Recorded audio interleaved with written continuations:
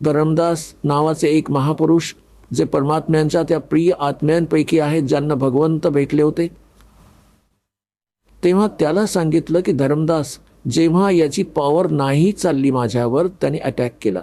मी श्वासाचं स्मरण केलं, सतनामाच्या श्वास उच्छ्वासाचं स्मरण केलं, ज्यामुळे काळ खाली जाऊन पडला खूप दूर पाताळात. पुण्यात्म्यांनो, परमात्मा कबीरजी आपल्याला सतर्क करतात, तुमच्यावर कधी कोणतं संकट आलं तर सतनामाचं स्मरण त्वरित सुरू करा, हा अभ्यास करायला लागा. ना यमाचे दूत जवळ येतील, ना काळ जवळ येऊ शकेल. लगेच जर आलाच तर खूप लांब निघून जाईल, तुम्हाला काही हानी पोहोचवू नाही शकणार. तर त्यावेळी परमात्म्याने हेच सांगितलं की त्यावेळी मग दृश्य पाहिलं की यांच्याजवळ खूप शक्तिशाली मंत्र आहे. चरण पकडले, तेव्हा विचारलं होतं की तुम्ही काय उद्देशाने जात आहात. परमात्म्याने सर्व सांगितलं, जसं दासाने आता वर्णन केलं. मग हा म्हणाला की काही हरकत नाही, जशी तुमची इच्छा असेल तसे करा, परंतु माझ्या काही गरजा आहेत तेवढ्या माझ्या पूर्ण करा. परमात्मा म्हणाले, बोल. हा म्हणाला, असं नाही, तुम्ही वचनबद्ध व्हा. तर परमेश्वर कबीरजी वचनबद्ध झाले. तेव्हा हा म्हणाला होता की 3 युगात कमी जीव घेऊन जा आणि 4थ्या कलियुगात हवे तेवढे जीव घेऊन जा. आणि परमात्मा एक दया करा, अजून आपण आपलं ज्ञान देऊन घेऊन जा.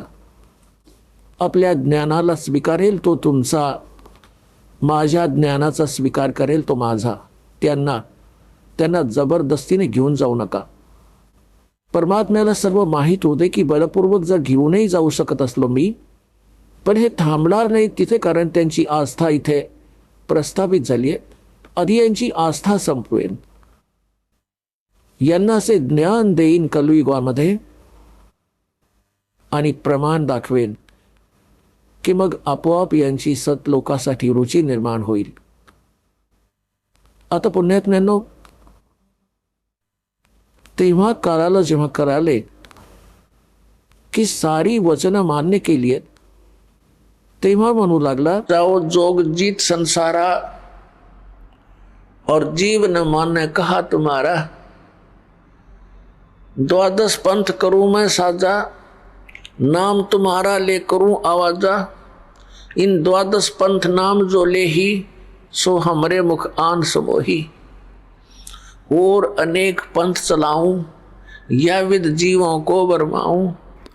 देवल, देवळाला म्हणतात, देवल तीर्थ और देव पुजाऊं, और तीर्थ व्रत और नकली जप तप मन लाऊं.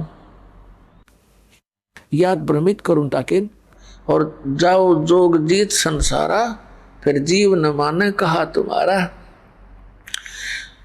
जीव तुम्हारा कहा न माने, हमरी ओर हो बाद बखाने. आमचे वकील होतील ते काळाचे, जी तुझी लेकरं आहेत, त्यांना एवढं मिसगाईड करून टाकेन, स्वतःचे दूध पाठवून 12 नकली पंथ आणि त्यानंतर अजून पंथ अनेक चालवेन. इसविद जीवों को भरमाऊं. तेव्हा परमात्मा म्हणाले की ठीक आहे, तू तुझी सर्व कामं करून घे, जेवढे डाव तू लावशील. काय परमात्मा म्हणाले होते की जेव्हा कलियुगाची 5505 वर्ष सरतील, तेव्हा मी माझा अंश पाठवेन. प्रथम तर परमात्मा म्हणाले होते की मी स्वतः येईन, त्यांची मर्जी आहे, ते स्वतः येतील किंवा त्यांचा प्रतिनिधी पाठवतील, एकच गोष्ट असते. आपण ऐकत होता जगद्गुरु तत्वदर्शी संत रामपालजी महाराज यांचे मंगल प्रवचन, ज्यांच्या शुभ आशीर्वादाने संपूर्ण विश्वामध्ये 500 पेक्षा जास्त नामदीक्षा केंद्र आहेत, जिथे निशुल्क नामदीक्षा दिली जाते. निशुल्क नामदीक्षा प्राप्त करण्यासाठी आणि अधिक माहितीसाठी संपर्क करा 7030303951 7030303952. अद्वितीय आध्यात्मिक ज्ञान वाचण्यासाठी, पाहण्यासाठी आणि ऐकण्यासाठी संत रामपालजी महाराज ॲप अवश्य डाउनलोड करा किंवा आमची वेबसाईट www.jagatgururampalji.org वर विजिट करा.